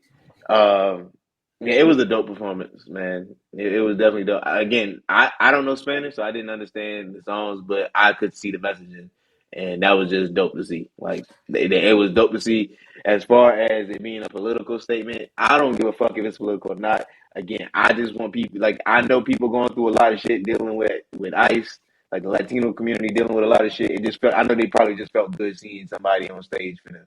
So I'm just happy that they're able to see the same way I felt last year seeing Kendrick up there. I know they felt the same way seeing Bad Bunny. So 1,000,000%. Real quick. Hold on, Shota, real quick. Two real quick points. Number one, just for comparison's sake, I just went to Spotify to see how many monthly listeners Beyonce has. I'm rounding up. She got 55 million. Bad Bunny got 100 million. I'm rounding up, but it's very close to those figures. Number two, bro, it was this performance for me, and I know that other Afro-Latino people feel the same way, bro. It was hella emotional, bro. I've watched it 3 times already. And every time I get emotional for it. And again, like y'all could y'all could feel it, y'all could understand it to a degree, but unless you're from that culture the same way hip hop, if you wasn't from hip hop last year, it didn't hit the same, it's not gonna hit the same for y'all. And it's not meant to. It's meant to hit me. It's meant to hit my people. It's meant to hit the Dominicans, the Cubans, the Ecuadorians. All of them is meant to hit us that way. But we appreciate y'all, you know what I'm saying, being a part of it and understanding it to a degree. But it's not the deeper meaning isn't meant to hit y'all.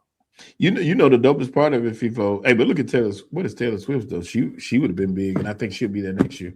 The dopest part to me was the that's what she said. Yeah, like they can't afford her. Like she won't. Like you have to They sign don't away pay. all your rights. They don't pay. They don't pay Yeah. for this one, and you have to sign away your rights and stuff. That's I think, not for the true show. either, Lou. Oh, Thank okay. you. I'm I wrong. think but- Taylor Swift would be the next, either Taylor Swift or Miley Cyrus. I was The- gonna say I was gonna say the dopest part to me was the taco stand. I don't know if y'all saw the taco stand. He had like a small business. The lines are wrapped around the building today for that taco store, well, Monday and since for that taco stand he did. The dude got like 2 or 3 locations, but he put it in the show, and the dude, his business has been going through the roof since he did that. So that was pretty dope. Highlighting small business was a part of his performance too. Right before the taco stand up in Agua, it's like shaved ice with Yeah, I I saw that. bro. Like to me, just because I grew up on all this shit, it was. And Ken, when we did the review of this album, didn't I say like this is the music my mama used to play at the house, and he just remade it into something new for my generation, younger generation, and for the old heads that still want to listen to music. Like Bad Bunny he's the bridge, bro, in the Latin sector, dog. Like there's nothing else like him. Dope. Oh, did you go, Nick? I mean, yeah, I went. The only thing I was Okay. gonna respond was like, "Damn, FIFO, you had to tear down a black woman to build up Bad Bunny, bro. You had to give us the stats like Beyonce. No, y'all Beyonce ain't shit. Beyonce. Beyonce For comparative sake, you the one that threw out Beyonce. You said Beyonce doing 2 million, Bad Bunny doing 100. Fuck around. Yeah, I mean that was 55 to 100. it was a terrible comparison because it ain't the same, bro. It ain't the same. I get you, but it's a terrible comparison. I didn't throw that name out there. I didn't Okay. compare 'em. All right. Cool. We're glad to hear that. Shout out to Bad Bunny for getting all them folks out of there, especially them trees. Naughty I thought that rabbit. was good. When he fell You through mean that get house, him though, out that there. shit was crazy. Don't worry Yeah. about it, Spike. How was the other one, Lou? What you mean about getting Lou, how was the other show? I was I Kid don't know Rock. nothing about no I other was show. Kid Rock in there. I didn't even know that was happening. Yeah, I didn't Hey, even hold know that on. was While happening, we're to be honest. here, did you see Kid Rock said that Jay-Z was a DEI hire? Oh, He was. What He the- was. He ain't lying. I get it. I get it. If you mad at him for that one. Listen, He ain't lying. ain't nothing wrong with being a DEI hire if you're doing a good job. Exactly. Yeah. If you Ain't bringing no in wrong more, with if you bringing in money for your company, color shouldn't matter. The only thing should matter is green. Bro, when Bad He Bunny is doing his started job. rolling his hips, I was like, bro, they gonna kick his ass up out of there, bro. Well, they've been talking about it. Like he been gyrating. I'm like, y'all niggas Bro, like Michael he Jackson was- ain't been on that same he stage. was- Prince been on that same stage. Niggas I was ain't like, doing oh, you done shit. went What's too far crazy- now. What's crazy is them white women, they love them a Latin lover, just like the white man loved them a Latin lady. So I ain't know why they was hating on the Super Bowl. It was pleasing to both sides. Somebody's pool boy was banging Bad Bunny just the other day. Yeah, once he started rolling them hips, I think that's when the turning point ratings went up. They said, I can't watch this no more. Or they got their passport and they about to head over there. Well, you don't need one to go to Puerto You Rico. don't need. I was saying you don't need one. That's crazy. That's crazy. I forgot. I am mad Barty ain't grabbed the mic though. I thought Barty was, when I saw her, I was like, dang, all right, Barty gonna Because they got a song together. I thought they was gonna do. I like that. I like it. Yeah. Yeah. I was Yeah. surprised to see Rick. He brought Ricky Martin, and I was like, I ain't seen Ricky Martin in about 30 years. boy. Ricky Martin ain't seen Ricky Martin in about 30 years. Ricky Martin ain't making music for Americans no more. Clearly, boy. Is Bad Bunny? Oh, my No, he bad. don't. No, he don't. But nigga, bro, the Latino, there's still Latino American base, bro. Y'all niggas hell, bro. Y'all I'm talking about the I ain't say nothing. the Don't American push y'all. I didn't say nothing. the American audience that watches the Super Bowl is not the main usual audience that watches that listens to Bad Bunny. That's what Which is exactly why it's a political statement. That is not true. All right. Yeah, That's no, exactly don't do why it, Doc. Yeah, Don't I'm do about it, to Doc. say. Yeah, I know. Y'all got All it. right, super chats, man. Tell you. Sneaker Dome. I know the big topic this week is the Super Bowl, but I hope you guys talk about the Winter Olympics. Y'all need to touch on the quad god for real. Touching on who? God, who was the quad? That's what I'm saying. Y'all be acting like Did you watch this that performance too? This is What going is it? this is not gonna make us watch it. When you say They shit, talking like about Lindsay because she tore her ACL. It's over with for her. It's Is like, that- she that- blew out. Yeah, She blew a tire. She tried to still go for it. Yeah, right after the Super Bowl. It came out right after the Super Bowl. We watched it, and she didn't even make it halfway down the slope. Oh, Lindsey Vonn? No. Yeah. Quad guard is She tore the her ACL Ilya this year. Melanin. Oh, or I'm whatever. wrong. Is that the Yeah. speed skating girl from Switzerland? 21-year-old American figure skating dominating the 2026 Oh, no. Winter Olympics. It's a guy. I was watching curling while we was talking. That's the most unbelievable sport. I feel like there's no way those little brooms, bro. There's no way that shit do nothing, bro. Like they was super intense. I swear to God, I was just watching that while we was talking. Man, they was super intense. I was like, bro, that shit ain't doing nothing, man. Hey, Get nigga, the you fuck can't out do of it, nigga. You can't do it, nigga. No, Keep your black ass look off though, the ice, nigga. no, that ain't what I'm saying, Jalen. It's super impressive. I just don't believe it ain't though. super impressive. It's impressive. It's impressive. It's impressive that they doing it and they getting it in the little thing, but I don't think that sweeping shit do nothing. You can't make it. It helps Can't make make it me go. believe Yeah, help it go. No. I'm not watching the Winter Olympics, bro. I haven't watched them since. I'm old school. I was watching wasn't Michelle Kwan and them back in the day. That's when I was watching the Olympics in the 50s. But back then, the Olympics wasn't separate like it was now. Like it was just the Olympics. So you had figure skating and track and field and this all at the same time. Yeah, you did. It's always been the did. summer and the You had winter. Winter and Summer Olympics. Yeah, it's always been the summer and the winter Olympics. I wasn't trying to. It's always been the summer and the winter Olympics. What are you talking about? They separated them, bro. They did not, FIFA. They did. But I wasn't knocking curling either. Curling is dope. Hey, people didn't even watch it or whatever. That's how. That's our fault. People just said, "Hey, when it's the summertime, that's when they show up." Hey, people, keep that passport with you, bro. Keep it with you. People, he the Punxsutawney Phil dead end. People take a drink. So it was in '86 that they voted to switch them up. But okay. But I Was it, bro? It's always been you can look it up. The Summer Olympics is every 4 years. The Winter Olympics every 2 years. No, they're both every 4 years, but they're They switched both. up. I know that's wrong, Spike. I know that's Thank wrong. you. The Summer Thank Olympics. It's every 4 years for both. In '86, they I knew voted that to was separate wrong. them. We watching it the other year, Lou. That's And that nigga said every 2 years. He thought it was. He got to correct people by being wrong. Look, listen. This is Google. The International Olympic Committee voted in 1986 to separate the summer and winter games, ending the 70-year tradition of holding them in the same year. so you stopped watching '86. You wasn't even born in '86, people. Stop. I was You born wasn't even born. before '86. What you talking about? No, but they voted in '86, but it didn't happen till '94. That's how I know. Fuck. Y'all niggas don't know what the fuck y'all talking about. You right. Fuck out of here. You right.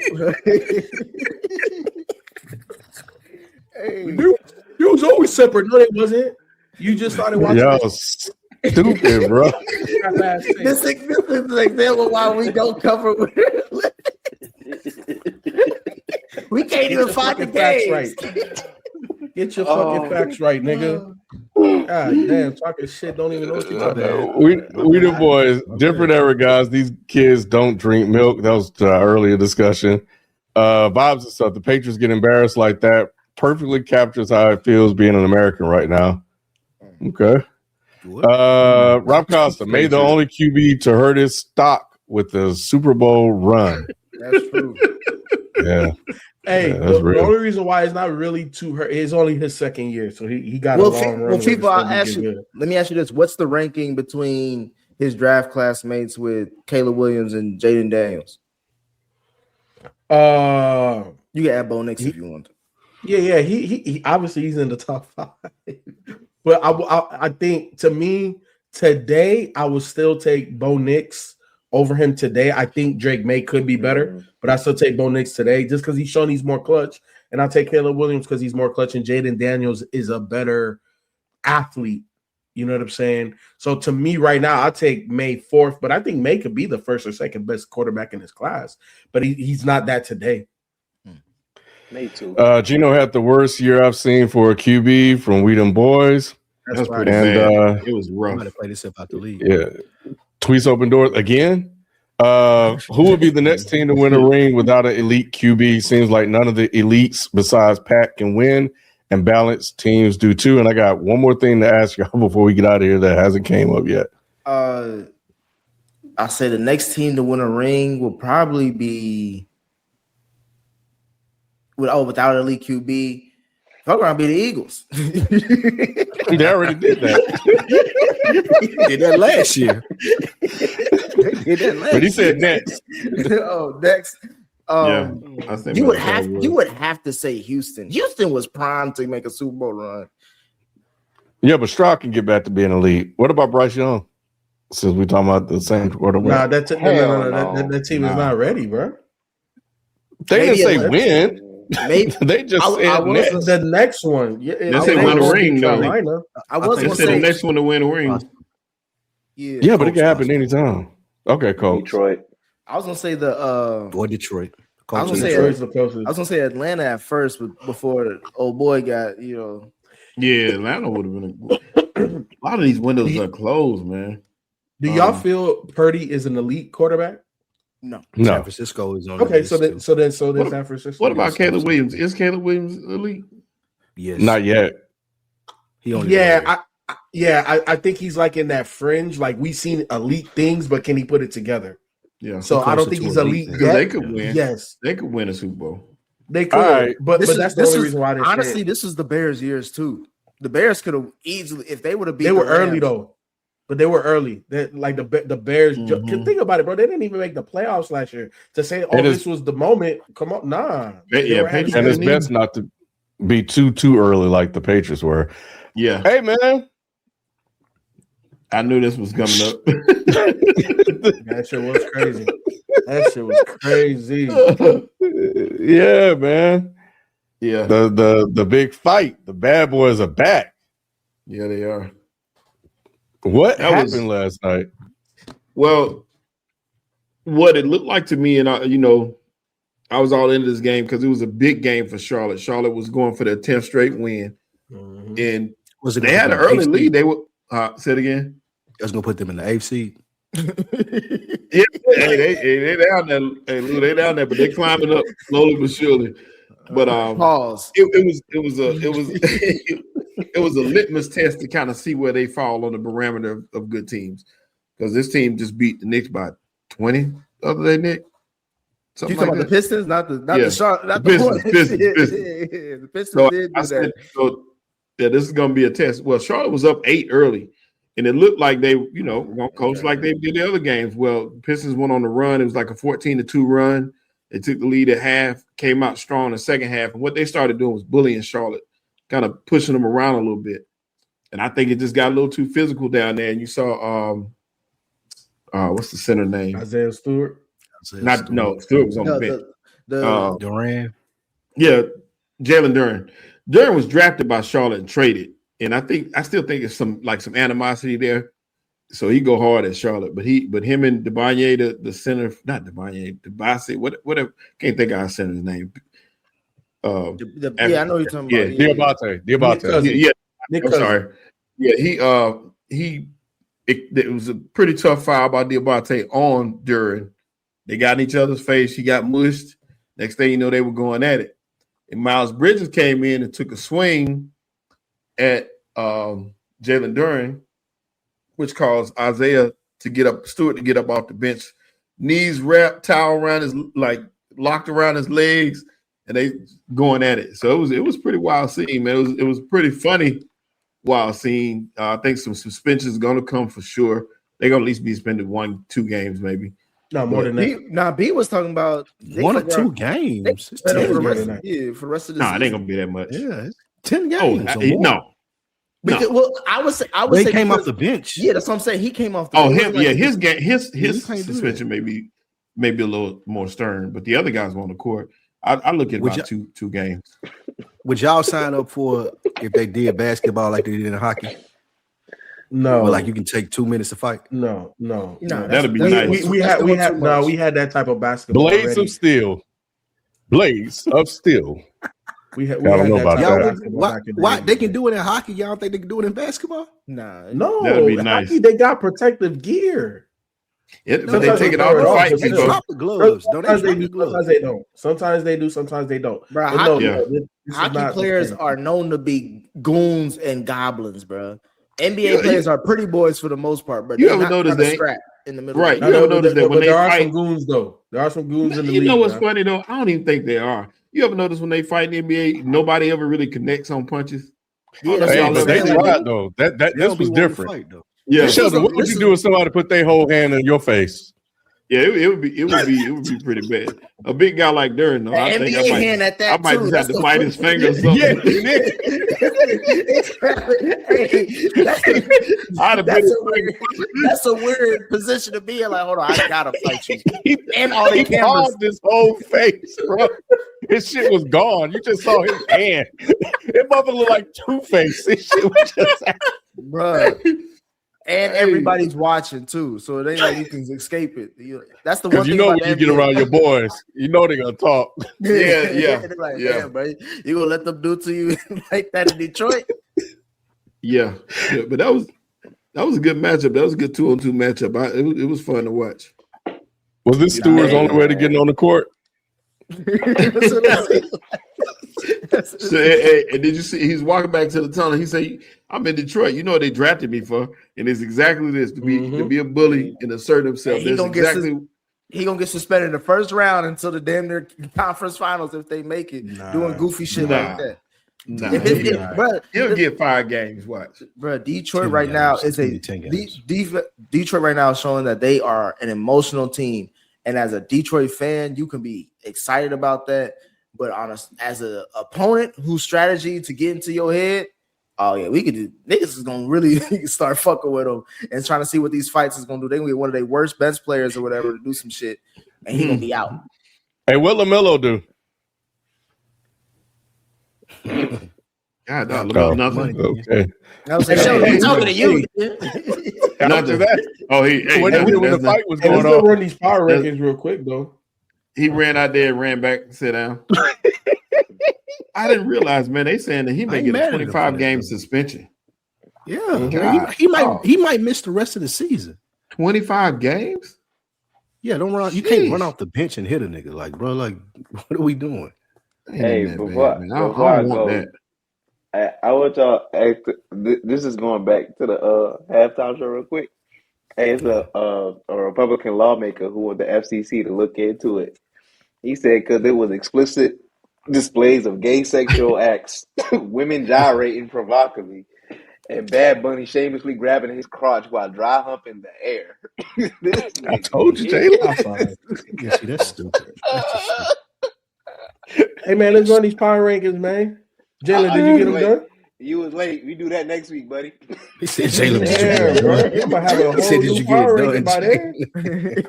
I'm just saying, he had it last week. Hold on. We gonna let him run it just cause. Guadalupe, I was feeling the whole performance. I thought it was some dope stuff. I'm gonna go back and listen to Bad Bunny some more. He lying. You have to listen to shit. Hey, let's run these real quick. He gonna look at the house bunny. I am, man. Playboy Bunny. Hey, Sheldon cut that shit off quicker than I did, nigga.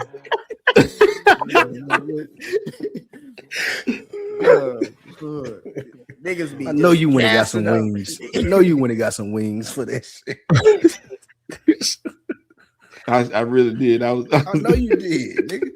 I know you went and got some wings.